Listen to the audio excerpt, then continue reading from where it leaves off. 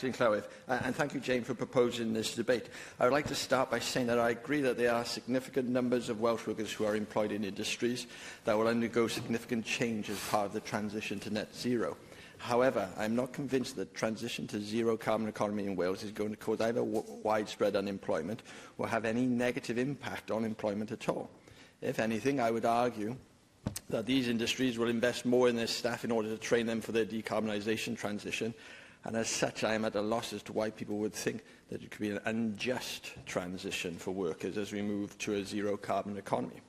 Furthermore, we have strong employment laws across the United Kingdom, so even if workers found themselves in a position that they were made unemployed as a result of decarbonisation, they would be compensated as appropriate. And this leads me to question what evidence has been presented to suggest that in Wales, those employed in industries that are decarbonising will actually be unjustly impacted. I believe that during the transition to zero carbon, workers will more than likely see improvements in their working conditions and probably find better pay in the long term, as businesses save money through more efficient technologies. Members will be well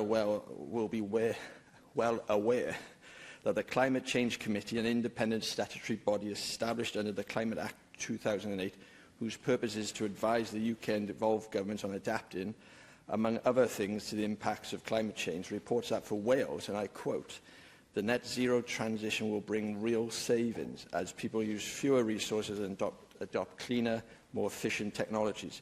And so I would argue that calling on the Welsh Government to give people money in the form of a basic income to help this transition on the premise that workers will be unjustly impacted is an irresponsible use of public funds. Moreover, the idea that a basic income for those employed in decarbonising industries to help them experience a just transition is flawed, because employers will have no incentive to increase wages and return to employees the financial benefits that come from the decarbonisation of their industries. And this is likely to disproportionately affect those in lower paid jobs more than higher paying jobs, thereby stunting the trend towards higher minimum wages and would likely be delivered by businesses moving to zero carbon outputs. We have to be aware that the basic income trial will also be giving money to many people who are already very well compensated for the work, and this will be done at the expense of helping some of the poorest people in Wales. We have to question where people believe the Welsh Government is going to find the money for this increased basic income trial. They cannot borrow it, and they should certainly not be able to do so. Oh, sorry. Thank you. In regard to the £1 billion less that we've received, or not received in Wales, is it not up to you to represent the needs of Wales to your government in the UK so that we get what we need? Sorry about that.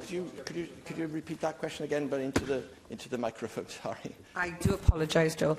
In regard to the comment that you've just made, that we should have more money in Wales, can you articulate to me why we're not receiving the money that we should have had to Wales so that we can do more with what we should have? That 8.4 billion is due to the pandemic. Well, as Janet already said, I think we're already adequately funded as it is. We're going to listen to the response. Oh, thank you, Acting Llywydd. As Janet was highlighting, I think we're already adequately funded as it is, and we have to question. So the UK Government is not going to increase the Welsh Government budget to support this costly experiment, and so the Welsh Government would have to cut money out of health, education and other budgets in Wales, which, as we have heard repeatedly in this chamber, are sectors already in dire need. Last week I visited a primary school in Cardiff whose building is in such a state of repair they've had scaffolding erected for over 3 years. Black mould covers classroom walls, windows can barely be opened to ventilate the school.